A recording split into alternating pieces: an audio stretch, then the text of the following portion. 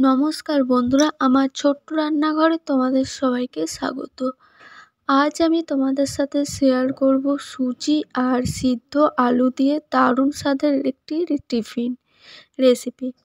অনেক বাচ্চারা আছে সুজি খেতে পছন্দ করে না। তোমরা তাদের স্কুলের টিফিনে হোক বা বাড়িতে এরকমভাবে একবার সুজি আর সিদ্ধ আলু দিয়ে এই টিফিন রেসিপিটি বানিয়ে দিতে পারো। আশা করি বাচ্চারা খুব খুশি হয়ে এই রেসিপিটা অবশ্যই খাবে। তাহলে চলো দেখে নেওয়া যাক আজকের এই রেসিপিটি। প্রথমেই দেখো, আমি কড়াইটা গরম করে এখানে আমি 1 চামচ মতো রিফাইন্ড অয়েল দিয়ে দিলাম। এরপর আমি তেলটাকে ভালো করে একটা ব্রাশ দিয়ে স্মোচ করে নিয়েছি।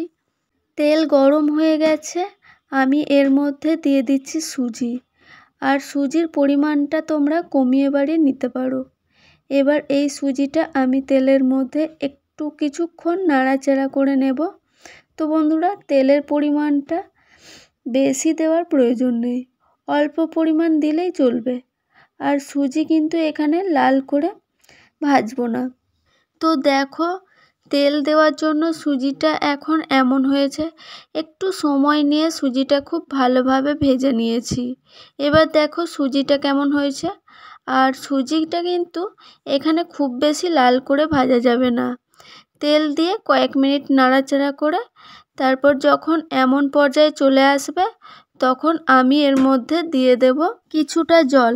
আর জলের পরিমাণটা তোমরা একটু বুঝে দেবে, তোমরা কতটা পরিমাণ সুজি নিয়েছো তার উপরে। আর যেহেতু একটা শুকনো মণ্ড তৈরি করতে হবে, তার জন্য কিন্তু এই সুজির মধ্যে বেশি জল দেওয়া যাবে না। তো দেখো, আমি একটু জল দিয়ে খুব ভালোভাবে একটা মণ্ড তৈরি করে নিচ্ছি। এটা কিন্তু আরও কিছুটা জল শুকিয়ে নিতে হবে, তার জন্য এই সময় কিন্তু গ্যাসের ফ্লেমটা অবশ্যই হাই রাখবে। তো দেখো বন্ধুরা, জল শুকিয়ে গেছে। এবার সুজিটা আমি একটা পাত্রে কড়াই থেকে সুজিটা নামিয়ে নিচ্ছি। এবার আমি এর মধ্যে দিয়ে দেব দুটো সিদ্ধ আলু। আমি মাঝারি সাইজের আলু নিয়েছি। আলু দুটো আমি গোটা অবস্থাতেই সেদ্ধ করে নিয়েছি। এবার এই গ্রেটারের সাহায্যে আমি আলু দুটো খুব ভালোভাবে গ্রেট করে নেব। বন্ধুরা, তোমরা যদি সুজির পরিমাণ বাড়াও, তাহলে তোমরা আলু পরিমাণটাও বাড়িয়ে নেবে। আলুটা ভালোভাবে গ্রেট করে নিয়েছি। সুজির পরিমাণ অনুযায়ী আমি দিয়ে দেব লবণ, দিয়ে দিচ্ছি শুকনো লঙ্কা। আমি দুটো ভেজে নিয়ে হাত দিয়ে একটু গুঁড়িয়ে নিয়েছি, সেটা দিয়ে দিলাম।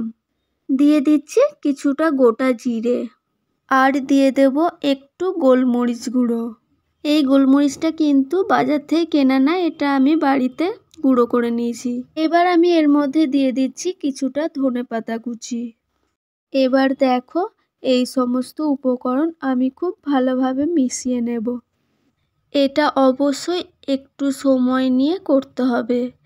এখন দেখো, একটু সাদা সাদা লাগছে, যেহেতু এখানে আমি শুকনো লঙ্কা বাড়িতে ভেজে নিয়ে গুঁড়ো করে দিয়েছি, তার জন্য কিন্তু অনেকটাই লাল লাল হবে।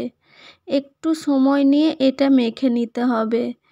তো দেখো, খুব ভালোভাবে আমি মাখিয়ে নিয়েছি। এবার আমি এর থেকে দুটো মণ্ড তৈরি করে নেব। তার জন্য হাতে আমি একটু তেল দিয়ে নিলাম। তো দেখো, আমি দুটো মণ্ড তৈরি করে নিয়েছি। এবার আমি এগুলোকে বেলে নেব।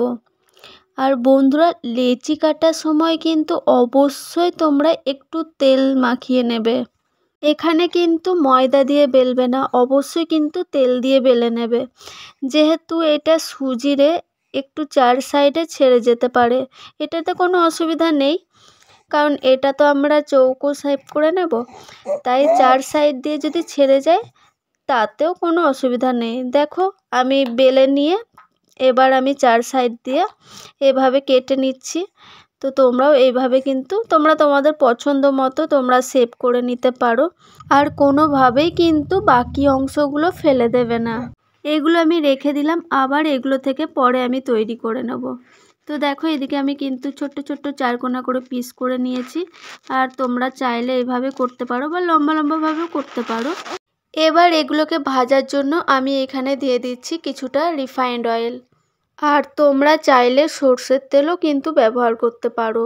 তো দেখো বন্ধুরা, এখানে কিন্তু তেলটা খুব ভালোভাবে গরম হয়ে গেছে। এবার আমি একটা সুজির পিস তেলের মধ্যে দিয়ে দিলাম। তো বন্ধুরা, তোমরা দেখেই বুঝতে পারছো যে তেলটা কতটা গরম। আর অবশ্যই কিন্তু এই সময় গ্যাসের ফ্লেমটা হাই রাখতে হবে। তো দেখো, সুজিটা কিন্তু সঙ্গে সঙ্গে দিয়ে কোনো নাড়াচাড়া করবে না। সুজির পিসগুলো দেওয়ার পর যখন নিজে থেকে তেলে ভেসে আসবে তখন একটু উল্টে পাল্টে নাড়াচাড়া করে নিতে হবে। তার আগে যদি তোমরা নাড়াচাড়া করতে যাও সুজি কিন্তু একেবারেই ভেঙে যাবে। তো দেখো, আমি কিছুটা সময় নিয়ে খুব ভালোভাবে ভেজে নিচ্ছি, এপিট ওপিট করে নিচ্ছি। এটা কিছুক্ষণ তেলে ভাসার পর আমি আবারও উল্টে দিলাম। তো এইভাবে প্রত্যেকটা পিস আমি এই তেলে ভেজে নেব। আর এটা একটু হালকা লালচে করে ভেজে নিতে হবে। তো দেখো, এটা কিন্তু অনেকটাই হয়ে এসছে। এক দিকটা হয়ে গেলে আবার উল্টে দিতে হবে। তো এইভাবে দেখো, পিসটা দেখতেও খুব সুন্দর লাগছে আর খেতেও কিন্তু খুবই ভালো। বাচ্চারা কিন্তু এটা খুবই ভালোবাসে। তো এইভাবে বাড়িতে একবার ট্রাই করে দেখবেন। এইভাবে আমি প্রত্যেকটা সুজির পিস এইভাবে আমি ভেজে নেব। তো বন্ধুরা দেখো, সুজির পিসগুলো ভাজা হয়ে গেছে। এবার আমি একটা পাত্রে সুজির পিসগুলোকে তুলে নেব। তো বন্ধুরা, রেসিপি রেডি। আবারও দেখা হবে নেক্সট এপিসোডে।